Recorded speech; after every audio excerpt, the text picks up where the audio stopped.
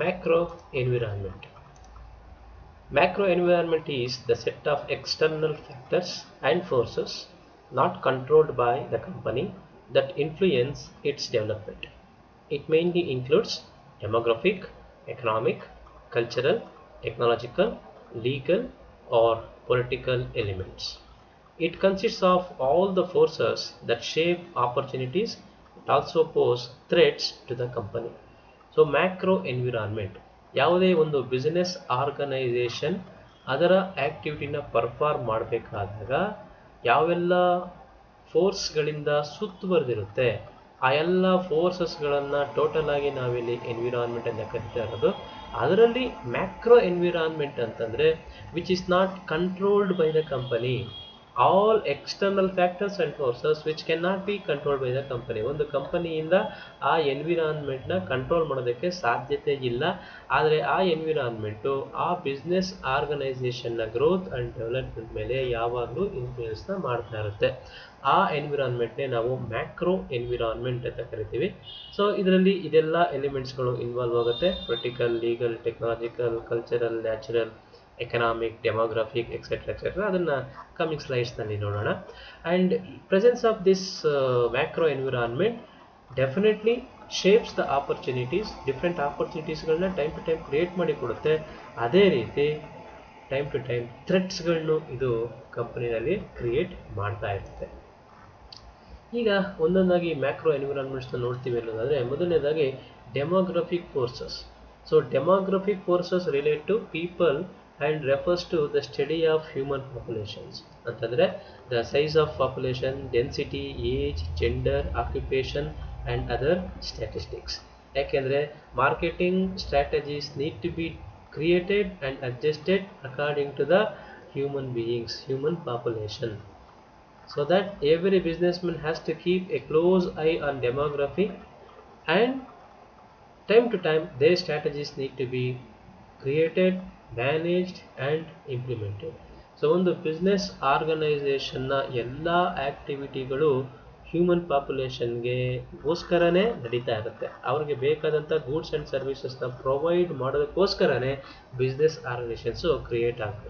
ಹಾಗಾಗಿ ಯಾವ ಜಾಗದಲ್ಲಿ ಈ ಬಿಸ್ನೆಸ್ ಆ್ಯಕ್ಟಿವಿಟಿ ಮಾಡ್ತಾ ಇದೆ ಒಂದು ಬಿಸ್ನೆಸ್ಸು, ಓಕೆ, ಆ ಜಾಗದಲ್ಲಿ ಇರೋ ಅಂಥ size of human population, density, age group, gender, occupation and other related statistics, ಇದರ ಡೀಟೇಲ್ಸ್ನ ಎನಿ ಬಿಸ್ನೆಸ್ ಆರ್ಗನೈಸೇಷನ್ನು ತಿಳ್ಕೊಳ್ಳೇಬೇಕಾಗತ್ತೆ. ಆ್ಯಂಡ್ ಈ ಪಾರ್ಟ್ ಹ್ಯೂಮನ್ ಪಾಪ್ಯುಲೇಷನ್ಗೆ ಸಂಬಂಧಪಟ್ಟಾಗೆ ಒಂದು ಬಿಸ್ನೆಸ್ ಆ್ಯಕ್ಟಿವಿಟಿ ಮೇಲೆ ಯಾವಾಗಲೂ ಇನ್ಫ್ಲೂಯೆನ್ಸ್ ಮಾಡ್ತಾನೆ ಇರುತ್ತೆ. Another environment is macro environment, that is economic forces. So ಯಾವುದೇ ಒಂದು ಪ್ರಾಡಕ್ಟ್ನ ಅಥವಾ ಸರ್ವೀಸಸ್ನ ಒಂದು ಬಿಸ್ನೆಸ್ಸು ಕ್ರಿಯೇಟ್ ಮಾಡಿ ಡಿಸ್ಟ್ರಿಬ್ಯೂಟ್ ಮಾಡ್ತಾ ಇದೆ ಅಂತಂದರೆ ಅದು ಅಲ್ಲಿರೋ ಜನಗಳಿಗೋಸ್ಕರ. ಮತ್ತು ಯಾವ ಥರ ಪ್ರಾಡಕ್ಟ್ನ ಪ್ರೊಡ್ಯೂಸ್ ಮಾಡಬೇಕು, ಯಾವ ಥರ ಸರ್ವಿಸಸ್ನ ಪ್ರೊವೈಡ್ ಮಾಡಬೇಕು ಅನ್ನೋದು ಅದನ್ನು ಪರ್ಚೇಸ್ ಮಾಡುವವರ ಪರ್ಚೇಸಿಂಗ್ ಕೆಪಾಸಿಟಿ ಮೇಲೆ, ಅರ್ನಿಂಗ್ ಕೆಪಾಸಿಟಿ ಮೇಲೆ, ಸ್ಪೆಂಡಿಂಗ್ ಪ್ಯಾಟ್ರನ್ ಮೇಲೆ ಡಿಪೆಂಡ್ ಆಗಿರುತ್ತೆ. ಸೊ ದಟ್ ಯಾವುದೇ ಒಂದು ಬಿಸ್ನೆಸ್ ಆರ್ಗನೈಸೇಷನ್ನು ಲೋಕಲ್ ಆಗಿ ಆಗಲಿ, ಅಂದರೆ ಒಂದು ದೇಶದ ಒಳಗೆ ಅಥವಾ ಒಂದು ದೇಶದ ಹೊರಗೆ ಅದರ ಬಿಸ್ನೆಸ್ ಆ್ಯಕ್ಟಿವಿಟಿನ ಮಾಡಬೇಕು ಅಂತ ಅಂದ್ಕೊಂಡ್ರೆ ಅದು ಇವೆಲ್ಲ ಅಂಶಗಳನ್ನ ತಲೆಲಿಟ್ಕೋಬೇಕಾಗತ್ತೆ. That is gross domestic product, gross national income, import duty, sales tax, VAT, unemployment rate, inflation rate, disposable personal income and spending returns of that particular consumers or the people who are residing in this particular place. So that ಯಾವ ಥರದ, ಯಾವ ಕ್ವಾಲಿಟಿಯ, ಯಾವ ಕ್ವಾಂಟಿಟಿಯ, ಯಾವ ಪ್ರೈಸ್ಗೆ ಪ್ರಾಡಕ್ಟ್ನ produce ಮಾಡಬೇಕು ಅಥವಾ ಸರ್ವಿಸಸ್ನ provide ಮಾಡಬೇಕು ಅನ್ನೋದನ್ನು ಡಿಸೈಡ್ ಮಾಡೋದಕ್ಕೆ ಒಂದು ಬಿಸ್ನೆಸ್ಗೆ ಸಾಧ್ಯ ಆಗೋದು because of understanding this economic forces. Again they are not controllable. Next socio-cultural forces. Socio-cultural forces link to factors that affect society's basic values or preferences and behavior. The basis for these factors is found by the fact that people are part of a society and cultural group that shape their beliefs and values.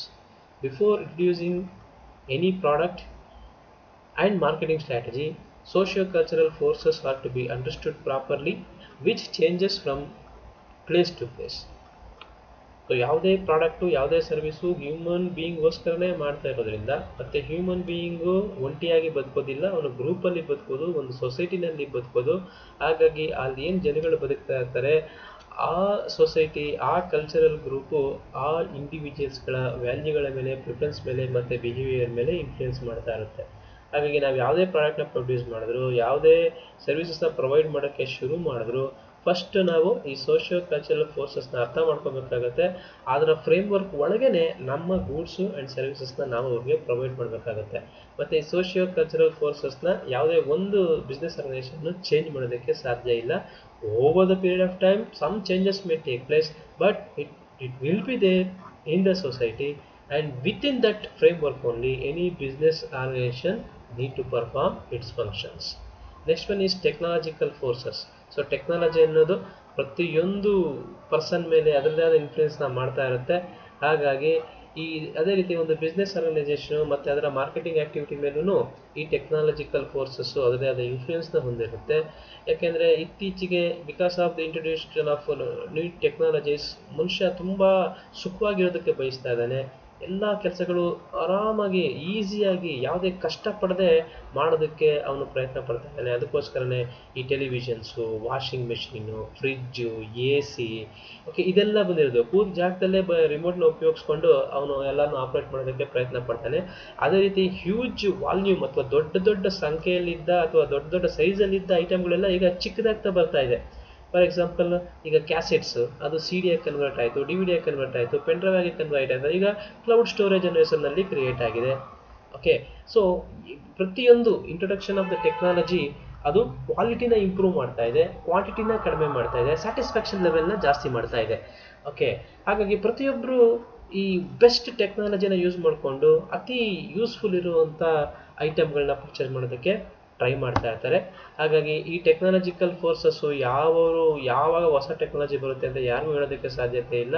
ಹಾಗಾಗಿ introduction of one new technology results in creation of the opportunity and also threat. ಅಂದರೆ ಒಂದು new technology already ಏನಿರುತ್ತೆ ಅದನ್ನು replace ಮಾಡ್ತಾ ಇರುತ್ತೆ. ಹಾಗಾಗಿ ನಾವು ಯಾವುದೋ ಒಂದ್ರ ಮೇಲೆ ಲಾಂಗ್ ಪೀರಿಯಡ್ಗೂ ಡಿಪೆಂಡ್ ಆಗೋದಕ್ಕೆ ಸಾಧ್ಯತೆ ಇಲ್ಲ. ಹಾಗಾಗಿ ಟೆಕ್ನಾಲಜಿಕಲ್ ಫೋರ್ಸಸ್ಸು ಯಾವುದೆಲ್ಲ ಕ್ರಿಯೇಟ್ ಆಗ್ತಾ ಇದೆ, ಯಾವುದೆಲ್ಲ ಅಫೆಕ್ಟ್ ಮಾಡ್ತಾ ಇದೆ, ಅದನ್ನು ಟೈಮ್ ಟು ಟೈಮ್ ಕರೆಕ್ಟಾಗಿ ಸ್ಟಡಿ ಮಾಡಬೇಕು. ಮತ್ತು ಅದರಿಂದ ಕ್ರಿಯೇಟ್ ಆಗ್ತಾ ಇರುವಂಥ ಆಪರ್ಚುನಿಟೀಸ್ಗಳನ್ನ ನಾವು ಬಳಸ್ಕೋಬೇಕು. ಆ್ಯಂಡ್ ಏನು ಥ್ರೆಟ್ನ ಅದು ಕ್ರಿಯೇಟ್ ಮಾಡುತ್ತೋ ಅದರಿಂದ ಆಚೆ ಬರೋದಕ್ಕೂ ಬಿಸ್ನೆಸ್ ಆರ್ಗನೈಸೇಷನ್ ಯಾವಾಗಲೂ ಪ್ರಯತ್ನ ಪಡ್ತಾ ಇರಬೇಕು. That is technological forces. Next ಬಂದು ಎಕಲಾಜಿಕಲ್ ಅಥವಾ ನ್ಯಾಚುರಲ್ ಫೋರ್ಸಸ್ಸು. ಸೊ ಯಾವುದೇ ಒಂದು ಬಿಸ್ನೆಸ್ ಆರ್ಗನೈಸೇಷನ್ನು ಒಂದು ಪರ್ಟಿಕ್ಯುಲರ್ ಪ್ಲೇಸ್ನಲ್ಲಿ ಪರ್ಫಾರ್ಮ್ ಮಾಡ್ತಾ ಇದೆ ಅನ್ನೋದಾದರೆ ಅದು ಅಲ್ಲಿ ಅವೈಲೇಬಲ್ ಇರುವಂಥ ಡಿಫ್ರೆಂಟ್ ನ್ಯಾಚುರಲ್ ರಿಸೋರ್ಸಸ್ಗಳ ಮೇಲೆ ಡಿಪೆಂಡ್ ಆಗಿರುತ್ತೆ. For example, availability of raw material, availability of labour and availability of other resources like good air, transport, water facility, health, security, etcetera etcetera. Okay, so ಈ natural environment ಅಷ್ಟೇ time to time change ಆಗ್ತಾ ಇರುತ್ತೆ. So ಯಾವಾಗ ಎಲ್ಲಿ ಏನು ಹೆಚ್ಚು ಕಡಿಮೆ ಆಗುತ್ತೆ ಗೊತ್ತಾಗಲ್ಲ. ಎಲ್ಲೋ ಒಂದು ಕಡೆ ಇದ್ದಕ್ಕಿದ್ದಂಗೆ ಭೂಕಂಪ ಆಯಿತು ಅಂತಂದರೆ ನಾವು ಏನೆಲ್ಲ ಇನ್ಫ್ರಾಸ್ಟ್ರಕ್ಚರ್ ಕ್ರಿಯೇಟ್ ಮಾಡಿರ್ತೀವೋ ಆಟೋಮೆಟಿಕಲಿ ಅದು ಲ್ಯಾಪ್ಸ್ ಆಗೋಗುತ್ತೆ. ಓಕೆ, ಅದನ್ನು ಈಗ ಭೂಕಂಪ ನಾವು ಕಂಟ್ರೋಲ್ ಮಾಡೋಕ್ಕೆ ಸಾಧ್ಯತೆ ಇದೆಯಾ? ಸುನಾಮಿನೇ ಕಂಟ್ರೋಲ್ ಮಾಡೋದಕ್ಕೆ ಸಾಧ್ಯತೆ ಇದೆಯಾ? ಯಾವಾಗ ಏನು ಬೇಕಾದರೂ ಆಗ್ಬೋದು. ಓಕೆ, ಹಾಗಾಗಿ ಯಾವ ರಿಸೋರ್ಸಸ್ನ ನಾವು ಉಪಯೋಗಿಸ್ತಾ ಇದ್ದೀವಿ ನ್ಯಾಚುರಲ್ಲಾಗಿ ಅಥವಾ ನೇಚರ್ನಲ್ಲಿ ಸಿಗ್ತಾ ಇರೋದನ್ನು ಅದನ್ನು ನಾವು ತುಂಬ ಕೇರ್ಫುಲ್ಲಾಗಿ ಯೂಸ್ ಮಾಡಬೇಕಾಗಿದೆ. So we need to identify different renewable resources. So ಯಾವುದು ಖಾಲಿ ಹೋಗುತ್ತೋ ಅದನ್ನು ಖಾಲಿ ಮಾಡಿಬಿಟ್ಟು ಸುಮ್ಮನೆ ಆಗೋದಲ್ಲ, ಅದನ್ನು ಪ್ರಿಸರ್ವ್ ಮಾಡಬೇಕು. ಮತ್ತು ಯಾವುದನ್ನು ನಾವು ರಿನ್ಯೂ ಮಾಡೋದಕ್ಕೆ ಸಾಧ್ಯತೆ ಇದೆಯೋ, ಫಾರ್ ಎಕ್ಸಾಂಪಲ್ ಈಗ ಸೋಲಾರ್ ಎನರ್ಜಿ, ಅದ್ರ ಮೇಲೆ ಡಿಪೆಂಡ್ ಆಗೋ ಮುಖಾಂತರ ನಾವು ನಮ್ಮ ಆ್ಯಕ್ಟಿವಿಟಿಗಳನ್ನ ಡಿಸೈನ್ ಮಾಡ್ಕೋಬೇಕು. ಹಾಗಾಗಿ ಈ ಎಕಲಾಜಿಕಲ್ ಅಥವಾ ನ್ಯಾಚುರಲ್ ಫೋರ್ಸಸ್ ಅನ್ನೋದು ಸಹ ನಮ್ಮ ಬಿಸ್ನೆಸ್ ಆ್ಯಕ್ಟಿವಿಟಿ ಮೇಲೆ ಅದರದೇ ಆದ ಮ್ಯಾಕ್ಸಿಮಮ್ ಇನ್ಫ್ಲೂಯೆನ್ಸ್ನ ಮಾಡ್ತಾ ಇರುತ್ತೆ.